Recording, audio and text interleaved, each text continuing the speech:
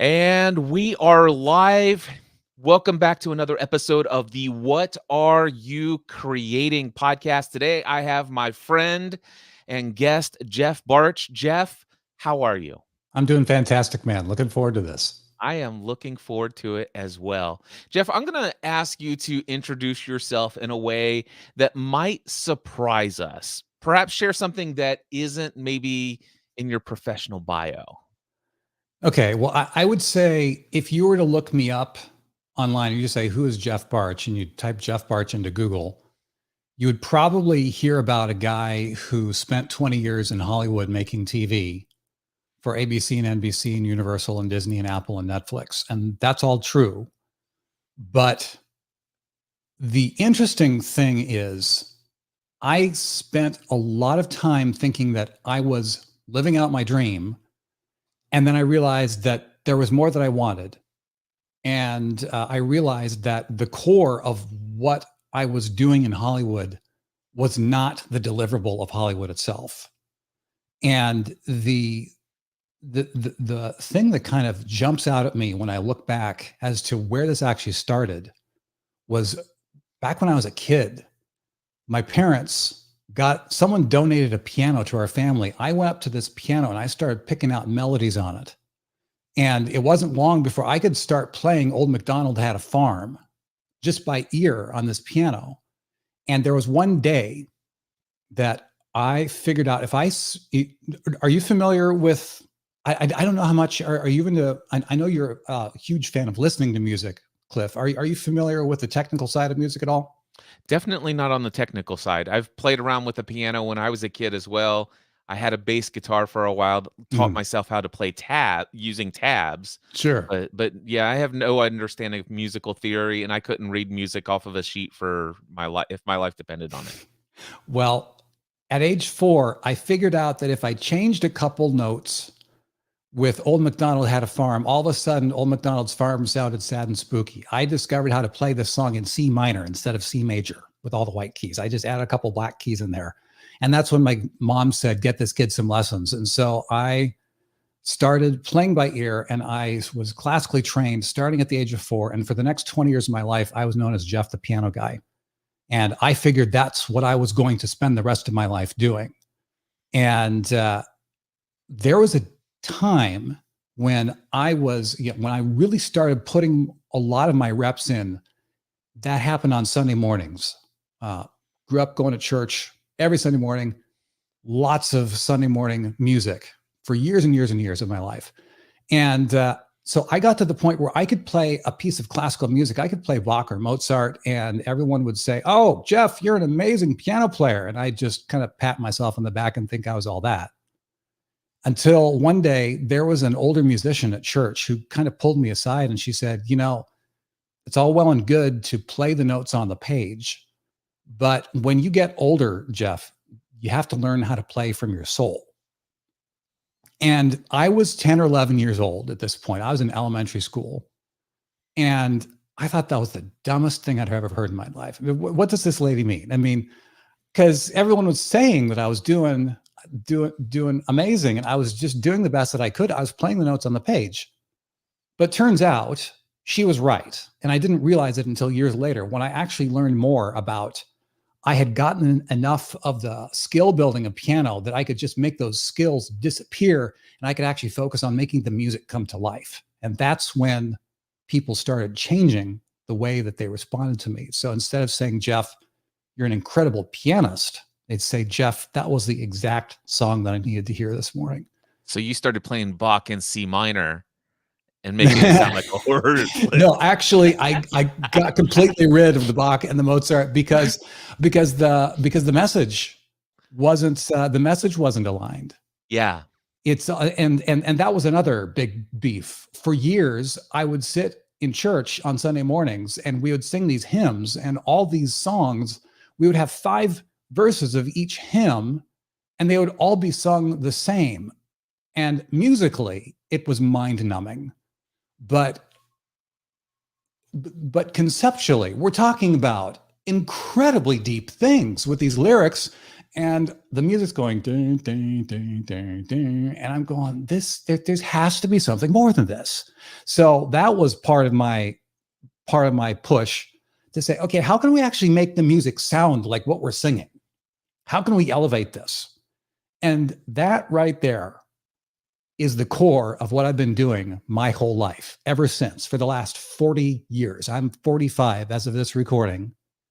And that I have come to realize over a very long stretch of time and a lot of banging my head against the wall is that I've spent my entire life taking the notes from the page and taking an ordinary message and elevating it to something extraordinary and helping others do that for themselves. I love that. So tell me how you went from Jeff the pianist to Jeff's creating music that people definitely needed to hear that day, with an idea that piano is what he's going to do his entire life, but all of a sudden finds himself in Hollywood producing television. So that didn't happen all of a sudden.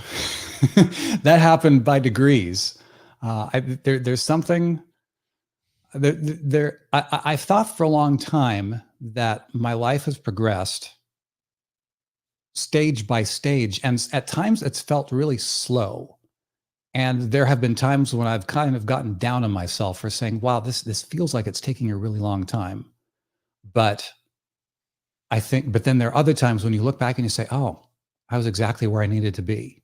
Mm. And that progression looked like this, going from Jeff the piano guy to Jeff discovering how to take music and put it together with a keyboard and a synthesizer and a 386 PC desktop computer running Cakewalk 5.0 for DOS, the earliest music sequencing software that I could ever get my hands on, and that was within my price range of basically nothing.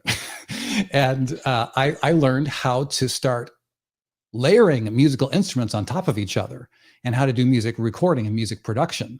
And when I got into high school, I discovered video production, which at that point was still really, really hard to do because cell phones had not yet been invented. And making video required a lot of knowledge of some really complex, intimidating equipment. And I was the only kid in my high school of 200 people within this 1,000-member zero stoplight town in Northwest Iowa. I was the only one who cared about making video. So I had to learn how to do all of it. Turns out Jeff, the piano guy, was able to use his music to make soundtracks for these video productions that he was doing. And I ended up making these videos that ended up getting projected on these huge screens in front of most of the population of the entire city during high school graduation. And everyone seemed to think that was pretty good. And they gave me more opportunities to do more video projects. And that turned into me getting into college, who didn't actually have anything related to TV or video at the time.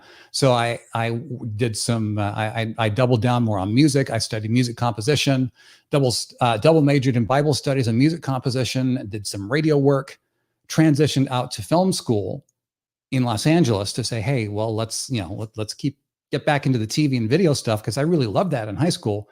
And I ran out of money after a semester and a half of film school in Los Angeles. And then, and at that point, it was scramble time. I mean, just do anything that you can to keep the rent paid. And that's when an opportunity opened up for me that turned into my first internship, learning the industry standard editing software that the entertainment industry still uses. And that's how I got my foot in the door in television post-production. Was that Avid, or what production software? Avid Media Composer, yeah. Okay. Awesome. So you were broke and you couldn't afford to continue in film school. And so you had an opportunity to do some software education, learning how to do that. And then how did that start paying the bills? Well, it happened that there was a film production that came on campus to the film school where I had been going, and I saw all these trucks there, and I thought, there is no way that there's going to be a full-on film shoot happening right here, right across the field from my dorm, and I'm not going to be involved. So I went over there and I found the production manager. I said, hey, how can I help? He said, here, and he gave me something menial to do, and I did it all right. And, and I ended up becoming friends with that production manager. And that was just one of the things that I did when I was at film school, such that when I dropped out, I had a couple people that I was able to call and say, hey, I'm available for anything you need. Turned out one of those people that I called needed someone to help out as an assistant editor working at nights on a TV show. And that was the first TV show. It was one of the first reality dating shows called Blind Date, where people went out. I've heard of that one. Yeah. Yep. Yeah. It started late 90s and it ran for, I mean, it made, oh man, I think did almost 3,000 episodes, just cranked this show out. And it just usually just aired at 2 a.m. and just syndicated everywhere. So because you one day saw a film shoot happening, you said, there's no way I'm going to not be a part of this. You worked your way on set, figured out who was in charge, and says, okay, how can you help? How can I help you? Where can you use me? I'm here to serve. And as a result of that, a relationship is built. And of course, there's so much that can be said about just that mindset, that philosophy of, wow, there's something exciting that's going on. I'm going to be a part of this, and I'm going to go and volunteer to be of service in any way, shape, or form. Doesn't matter if I'm doing what I most want to do, or if I'm going to carry a water bottle for somebody, I'm going to show up and I'm going to serve. Yeah. I mean, if people need coffee, here's your coffee. It's hot and it's fresh. Yep. I love it. And that leads you to this editing job for Blind Date. Now tell me what was, because that sounds like your first Hollywood gig and you're doing editing on a television show. It sounds super glamorous. What was your day in, day out job like? How many hours do you spend working on this? Are you in some big, huge, gigantic Hollywood studios? Are you doing this from home in your apartment? What's going on? So this is my first gig at Blind Date was me learning the Avid, learning the foundational skills of how to be an assistant editor. And I was nowhere near being a full editor at that point. And that's when I went in. I was living in, where was I living at that point? I forget. I was living, oh, good grief. I might have been down. I was living in an apartment just west of downtown at that point, and I would go up into Hollywood on Friday and Sunday nights, starting at 11 p.m. And I would work from about 11 until 4 a.m, 2 nights a week for free. And I did that for 6 months. And on Blind Date, you were working for free? On Blind Date. So that you could learn the Avid software.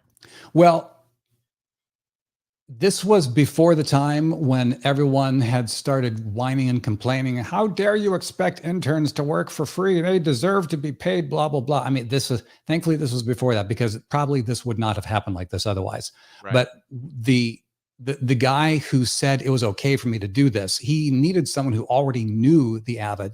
I said, well, I've done this and I've done this, but I don't know this system yet. And he says, okay, well, if you want to learn, then come in during these sections of time, and we will teach you how to use the Avid on an actual TV show. And I found out later that I just pretty much blew everyone's minds just by the fact that I kept showing up. That right there was just, who is it? The 90% of success, or whatever big majority of success, is just showing up. I forget who says that. It's definitely been true for me. So you're working for free. Did you drop out of film school at this point? Yeah, that was after my semester and a winter term. There was a big month-long shoot that we did in the month of January after the fall semester, and I couldn't pay the bills. My own nickel had run out, so that's when that meant I was available to do all this other stuff. So And how are you getting by financially at this season of your life? You're working for free 2 nights a mhm, week. How are you paying the bills? every once in a while, I would get a random gig from that production manager at the film school shoot. Turns out he worked for the communications division of Dick Clark Productions, a company called Dick Clark Communications, which has since been acquired by a larger company since the passing of Dick Clark. But this was the kind of company where they would put on events, like they would trick out an entire airline hangar at the Boeing facility in Seattle for the unveiling of their latest 737 or 757 or whatever jet that they were unveiling to the world. That was the level of stuff that these guys did. And so I was able to work as a production assistant for them. And I was just living in this tiny little apartment. Oh, come to think of it, I was also working another job as a sound engineer, a part-time sound engineer at my church at the time. Okay. So I got a little bit of income from that, and then every once in a while I got a production assistant job, a PA job for a Dick Clark shoot. Every once in a while, someone needed an extra camera operator through connections that I'd made at film school, and I was able to do that. And eventually, there was a position opened. Yeah, I was able to survive on that. Yeah, young single guy, tiny little apartment west of downtown. And I was able to survive on that until a position opened up at the Blind Date show, and they said they needed another full-time assistant editor, and I was the obvious choice. And were you able to make that your full-time gig, or was that just in addition to the other stuff that you were doing? That became my full-time day job Okay. during the day, And finally, and that was good. nice. Nice. I love it. So when this became your full-time day job, what kind of work were you doing then? At this point, were you still working with Avid, and were you becoming pretty fluent with it? hmm I was learning more and more about Avid, and I was working as an assistant editor uh, on the one season, and then the next season, the show just kept going from season to season to season. The next season, I got promoted to lead assistant editor, and that meant that I was able to have some of my responsibilities involve doing little tiny editing jobs for the show, not the big segment editing that the full-time editors did, but I just got to do some of the little stuff and get my feet wet that way. And so I got to learn as I go Was that this way. still the show Blind Date? Yes. Okay, great. Mhm. All right. So where do you go from Blind Date? Man, it's been a long time since I've thought about that in detail. I mean, you just find you talk to people as you go. Oh, well, actually, I will say, as one of the big elements of Hollywood is that it's a fundamentally freelance world. You know, it's a gig economy in general. Very few people within the creative industries actually have full-time salaried positions unless you're at a studio or an agency or something like that. So the bulk of the creatives in Hollywood work from job to job. And because of this, everyone's constantly spreading around and going from here to there. And so when you develop relationships and then people move to different places, the relationships continue if you stay in touch, and if you stay on their mind, then that's how you can find your next gig, assuming those next gigs are available.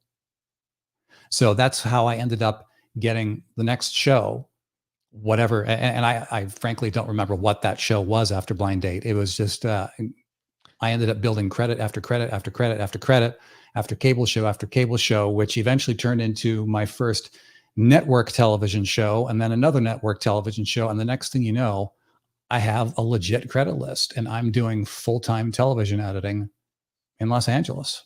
So and I want to get to American Ninja Warrior, because Yeah. that's a show that I used to watch and love, and to think that you were responsible for telling and editing some of those stories that really were the most compelling thing about the show, quite frankly, because I enjoyed watching people go through the course, but it was the inspiring stories about the people who are running that course that I really enjoyed. And here I am now today hanging out with the guy who was responsible for actually putting some of those stories together. But what Mhm. I'd love to do real quickly is ask you, what is the time frame from um, going from that first gig paid full time on the blind date show? How many years before you get to American Ninja Warrior? Hmm.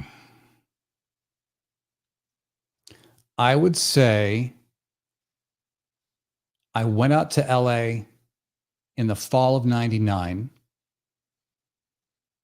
and had to drop out of school at the beginning of 2000. The world did not come to an end with the Y2K bug, thankfully. And then I was working during the day by the time 9/11 hits. So that was September 11th, 2001. I was working full time during the day for that. Uh, just indelible reference point in one's mind. And then I would say it was from 2001 until I think it was 2007 or 2008 when I got introduced to a production company called A. Smith and Company Productions. And at the time, they were doing shows for the UFC, the Ultimate Fighting Championship. Now, anyone who knows me knows that I am not a physically combative type. I am not the trash talker. I am the last person that you think would know anything about mixed martial arts and trash talking and the UFC. But as it turns out, I ended up working on a show that this production company did for UFC. It was their premiere promotional 60-minute documentary series promoting their next big upcoming pay-per-view fight. And and this was just an absolute machine. They had this enormous pay-per-view fight, still do every month, every month, every month, every month. And I came on right around when we were doing the promo show for UFC 101, and I stayed with the show. Well, actually, the show stayed with that company until about UFC 170. That was about 5 years of work of me cutting on that show, almost exclusively full time at that company.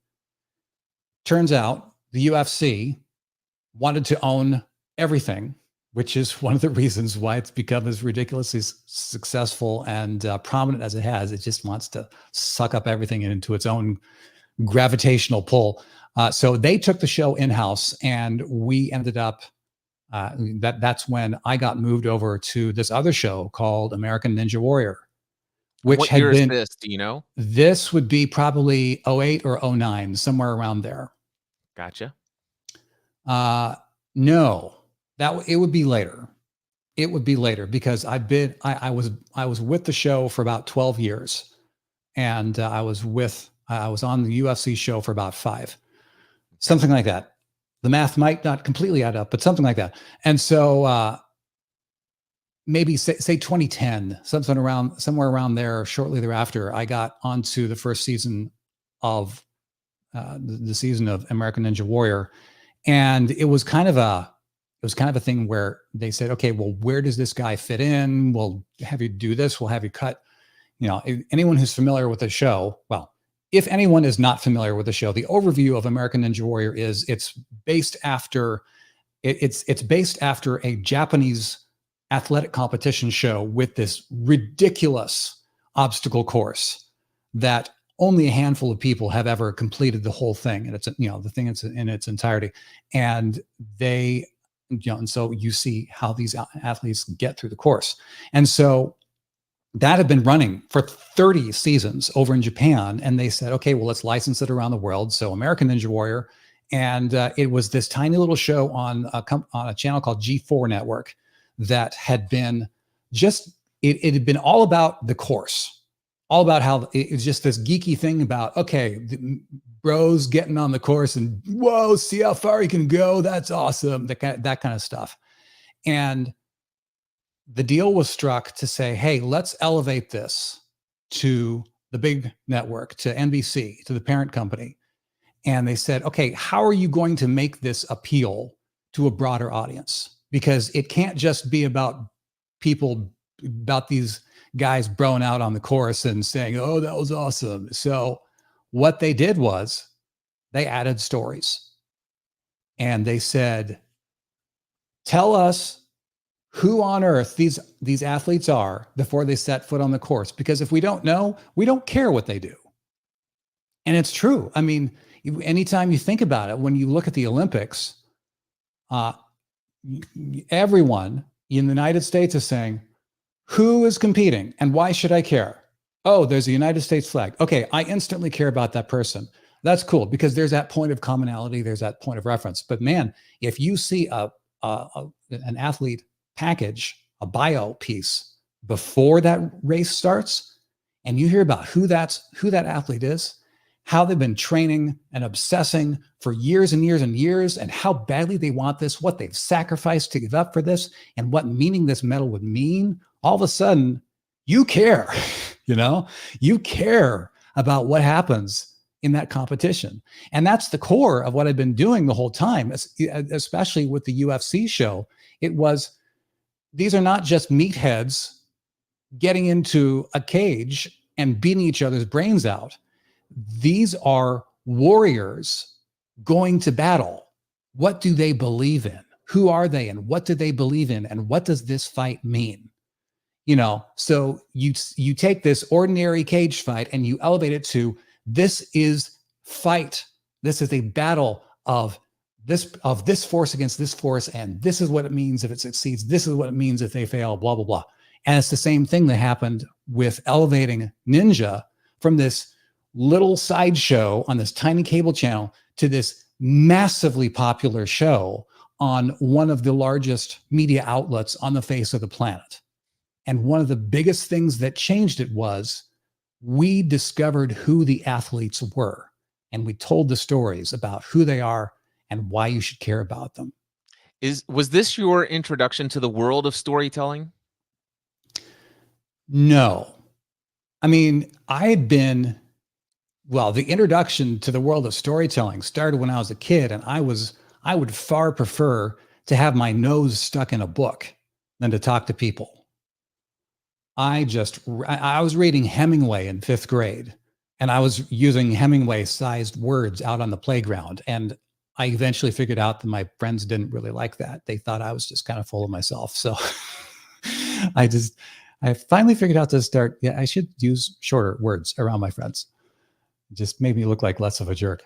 And so I'd been learning about story in one form or another my whole life. I mean, really, you learn about that stuff once you get the skills of piano playing, once you know how to play the notes on the page, and then you say, okay, well, what's the music saying? Where is it starting? Where is it going? What are the shifts? What are the sections? And how does it feel at the beginning versus at the end? It's the same thing with storytelling. It just shows up in a different way. So I've been studying this my whole life. And I still am. So I get that you were reading stories. When did you start telling stories? I'm talking about like creating stories to be consumed by others. Was that showing up for you before American Ninja Warrior? Yeah, that started in its basic form in high school when I was doing video production. Ah, yes. Okay. So you mentioned doing something for graduations. Mm-hmm. Were you kind of creating those narratives back then and making that a part of the audio production or the actual editing production? I mean, well, yes, because it was the baby steps to that. High school was baby steps in that. Everything before that, when the graduating class had their graduating ceremony, they would always have a slideshow, carousel going, slides flipping, just the way slide projectors used to go. And they would play some sappy pieces of music underneath it. And that would be, they'd show each senior with a baby in a middle school on their graduating picture. And so the videos that I was doing it augmented the slideshow. It still had sections of those 3 pictures of each graduating senior. And then it had little video pods of, here's how, here's something about the senior class. Here's a story about the sports season. Here's a story about seniors goofing off and just stuff like that. So it was not a grand narrative, but it was putting together packages of story elements. And that's how I started learning how that stuff worked. And once you get to the point where I was out in LA doing my assistant editing work, I was watching all the segments that the editors were doing, that they were putting together. And I was able to talk with them and see, okay, this is how this stuff works. And eventually I got enough experience doing the little bits of that people gave me the chance to cut bigger pieces of that. And next thing you know, I'm cutting entire episodes. Yeah. Well, here's what I want to reflect back and see if I'm accurate in the way that I'm perceiving this right now. Mm-hmm. So the American Ninja Warrior spot that you did for 12 years for them wouldn't have happened if it wasn't for the 5 years of the UFC gig. That wouldn't have happened had it not been for all of the credits that you had built on various different cable shows and all these other things, which wouldn't have happened if you had not had your first full-time gig working for Blind Date, which would not have happened had you not volunteered to work for free and showed up every day, which would have not happened had you not gone across the street from your dorm and saying, hey, there's a production, I'm going to be a part of it, how can I help? Which would not have happened had you not decided to go out to LA for film school, which would not have happened had you not in high school decided to use your audio editing skills and figure out, how can I bring this to the table and do something with video editing and learn how to use this heavy equipment or this complicated video gear and figure out the audio, this stuff, which wouldn't have happened had you not first had a 386 computer with Microsoft DOS software doing audio sampling, which you would have not have done had you not had a love and a passion for music from your piano days all the way back to 4 years old. Yep. Am I hearing all that correct? Pretty much. Sounds like it was a perfect plan. You had this all mapped out from age 4 all the way up to American Ninja Warrior. Yeah. Yep. Knew every step, had it all planned out. It was all planned out. This is like textbook how you get into I love it. No, this is fun. This is what I love. This is what I love hearing about. How do people land their creative jobs? All right, tell me about some of your favorite stuff that you did with American Ninja Warrior, what that experience was like, tell the storytelling, and then how you've recently made a transition into something else. And I know it wasn't a smooth transition to what you're doing today. So Right. Tell us a little bit more about that journey. Well, it's kind of interesting when people think about building an entrepreneurial path or starting a side hustle or something like that. It's really easy to fall into the trap that I fell into, where early in my career, I could see that if I was going to, if I wanted to have a greater possibility for financial income and impact and doing all the things that I was dreaming of being able to do, I would have to do something other than just edit TV to bring in income, because I could see myself approaching an income ceiling. So in 2008 was when I decided to start learning about online business building. That was the beginning of me learning about Plan B. And when I started learning about that, I mean, God have mercy to anyone who goes online and says, create online business or make passive income. I mean, good luck with that. I mean, you're just going to be drowning in a swamp of clickbait. But what happened with me was I started hearing these voices that say, you have to get rid of the employee mindset because jobs are evil. Job is an acronym that stands for just over broke. You will never build wealth if you're just sitting in a job. So you need to jobs are bad. Ugh, get rid of them, And here I am. I'm sitting in my edit suite in Los Angeles, moving from gig to gig, and I am loving what I'm doing. Eventually I got to Ninja, and it got to the point where it became very clear that when the producers handed a piece to Jeff, to me, and when it was something that needed to be flashy and that's really cool, man, that kind of a thing. I mean, there's a place for those kind of pieces. I can do that kind of stuff. There are other people who can do it way better than I. But man, when they needed to tell a story, when you felt something, you give that piece to Jeff and he knocks it out of the park every single time. Meanwhile, I'm building plan B and they're saying, jobs suck. You should get rid of them. They're just stand for just over broke. And I'm going, I don't get it. I don't get it. Because I thought this whole time, I thought that TV was the value. I thought that the deliverable of Hollywood was what made it valuable.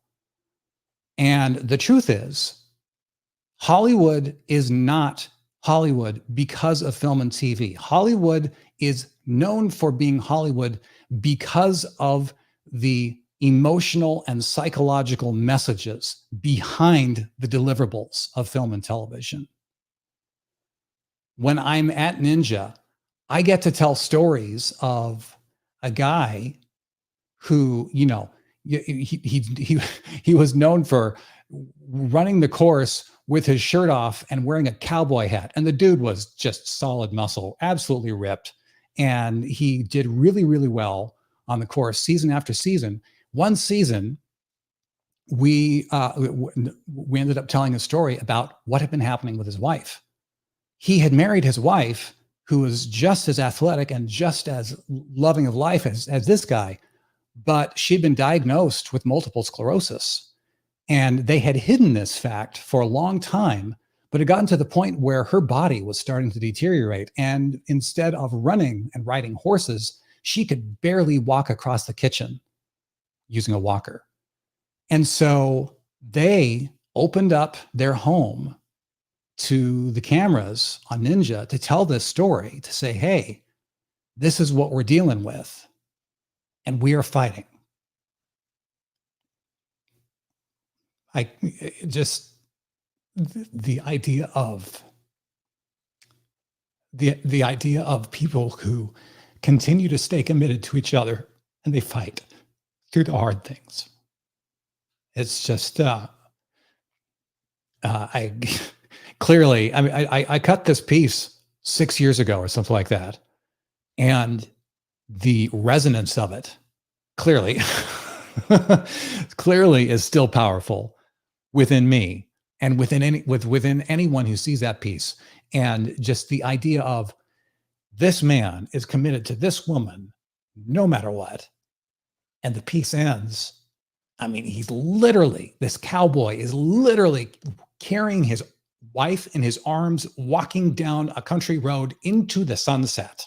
I mean, it's just layers of emotional and psychological drivers with visual symbolism and music and all the things. It just goes wham to your emotions when you see it.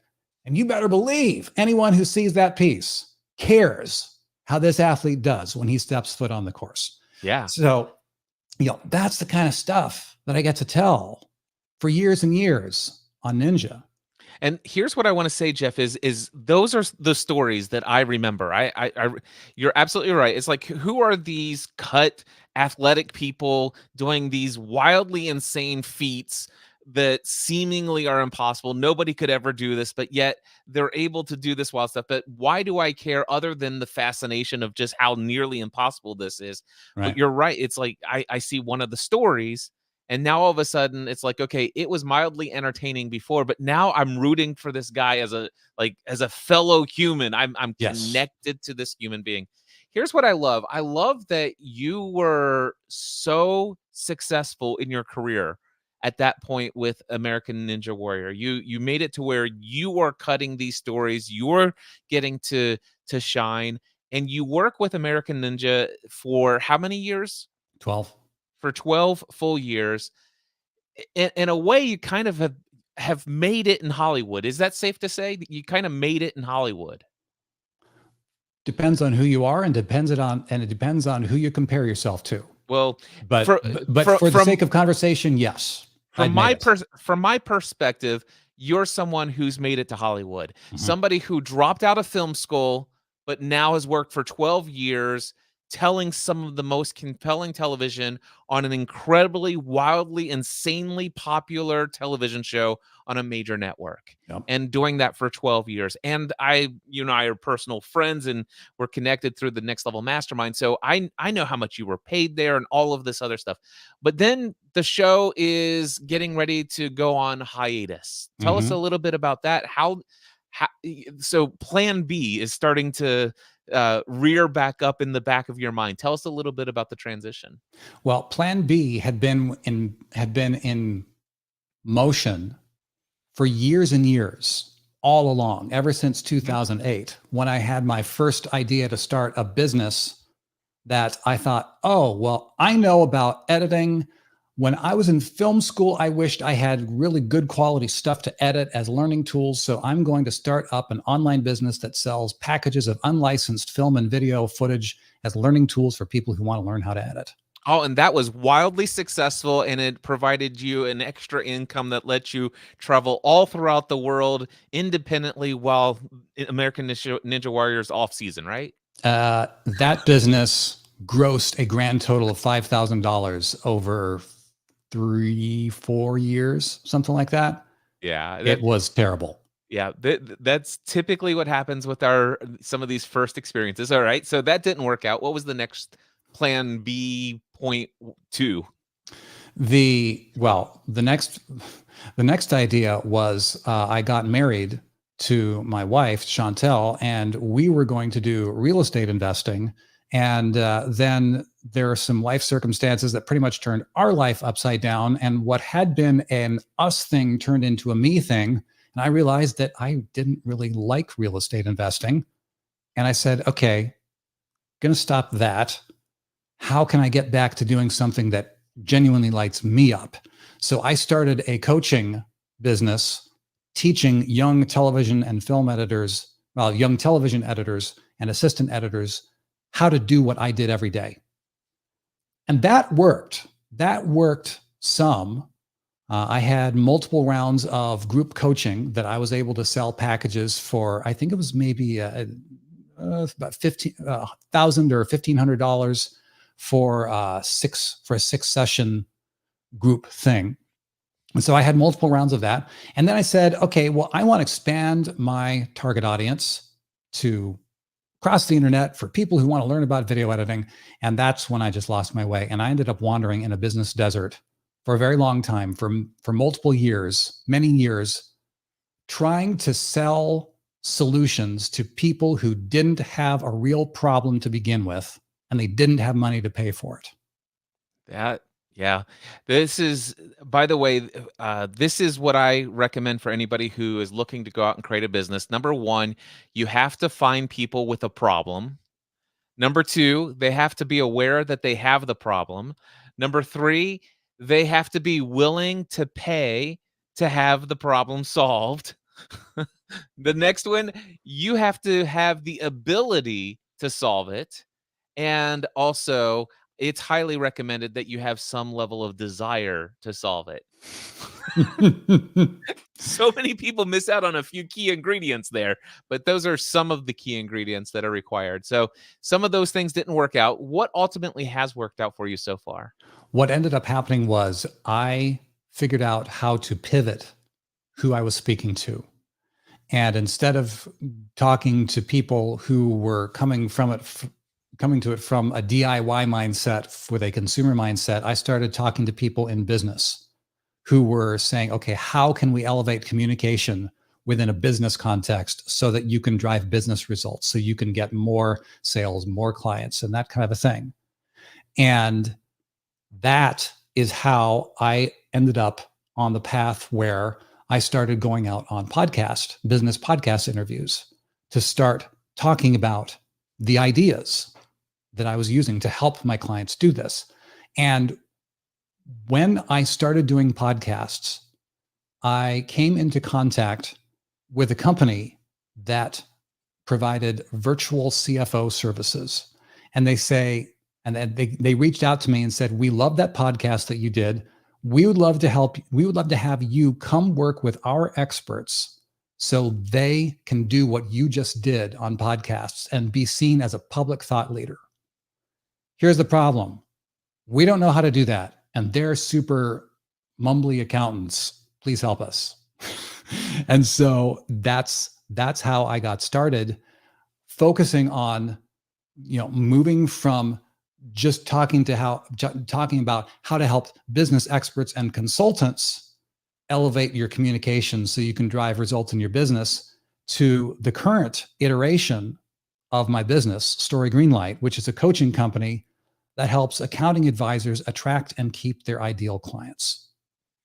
So I love this. You were working with, I believe, Tom Schwab and his Interview Valet. Yep. He helps get you booked on some podcasts. And one of those podcasts that he got you booked on was this company that said, hey, we love your story, the what you talked about so much in the interview we did with you.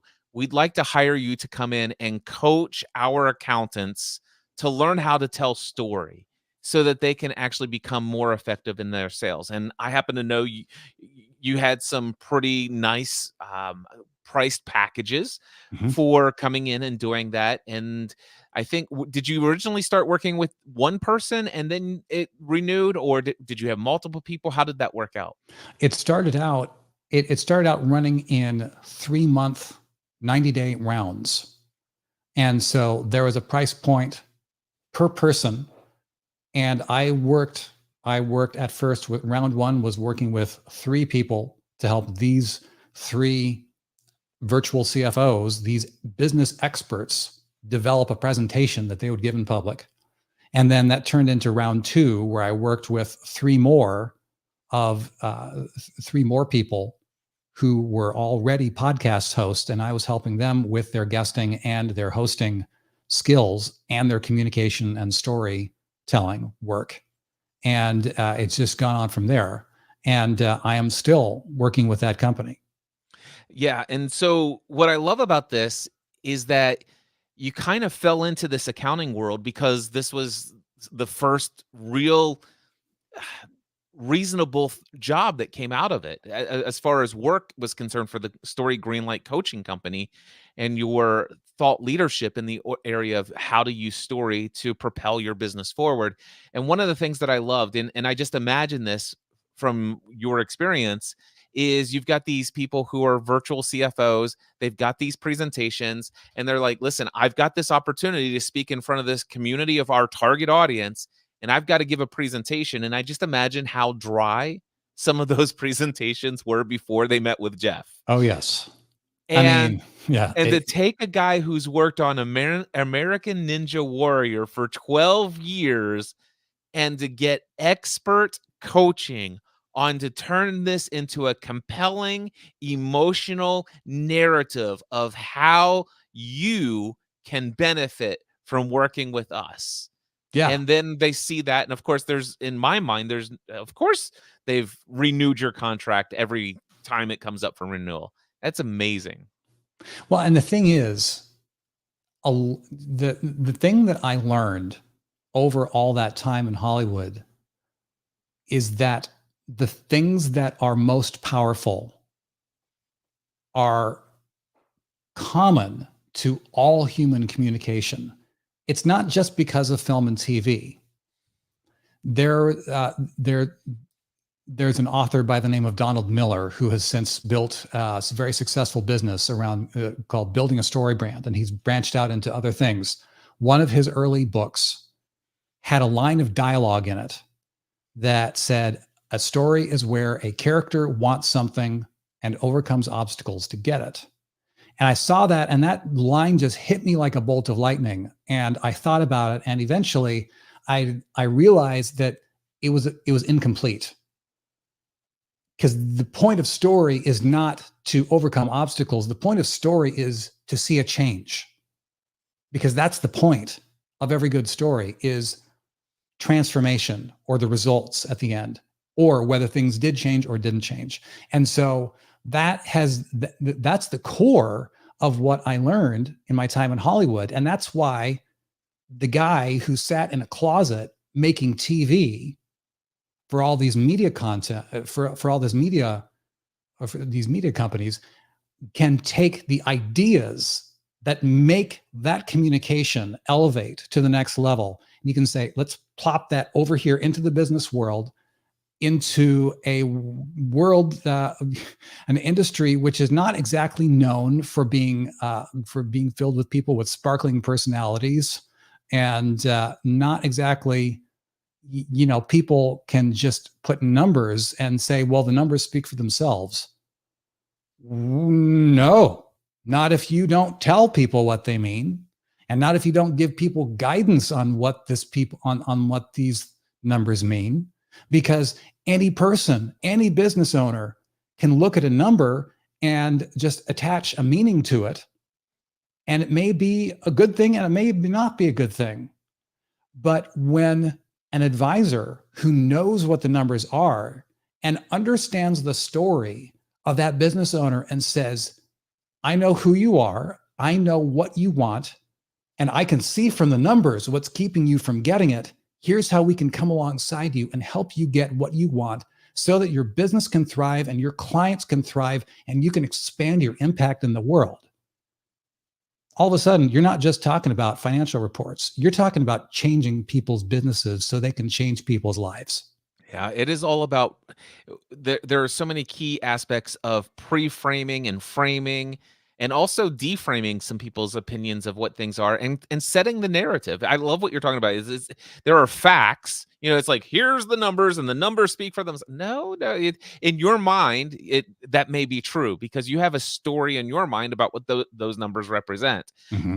But for you to actually have those numbers tell the story, you need to actually tell the story that's going on in your head. You need to create it and craft it in such an influential way that it's picked up and influences the mind of others so that they can also buy into that narrative, that story. I love it. If I can, I'd love to jump into an idea that I think will be super valuable. One of the big concepts that I always talk with my clients about is the concept of the thing under the thing. So if you imagine the typical picture on the internet that you see of an iceberg. So you have the tip of the iceberg is on the top, you have the surface of the water, and then you have this massive majority of the iceberg is underneath. This is what happens with communication. So many people talk about the stuff on the surface, which I refer to as the thing. But people make decisions and they and they feel and they think about things that lie underneath the surface. However, people make connections between those surface things and those bottom things all day long. Humans are meaning-making machines. Yep.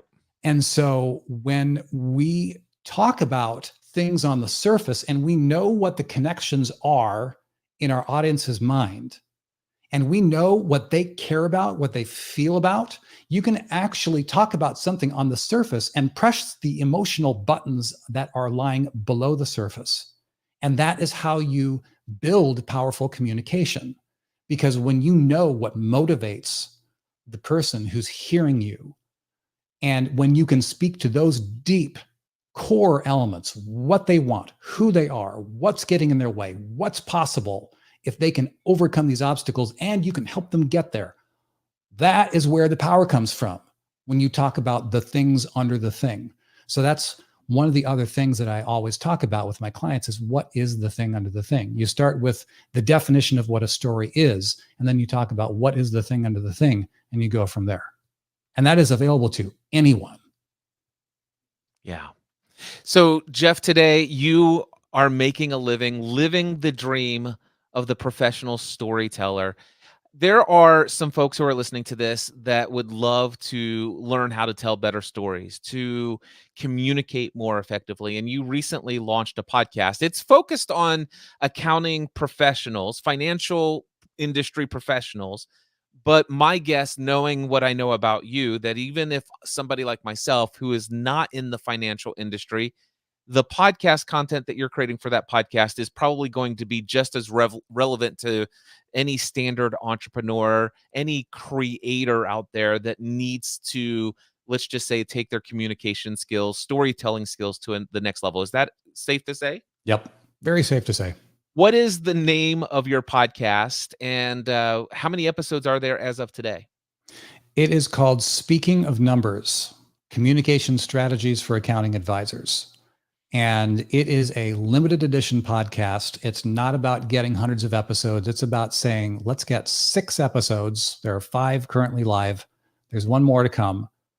And it's all about laying out these ideas that we just started just touching the tip of the proverbial iceberg right now.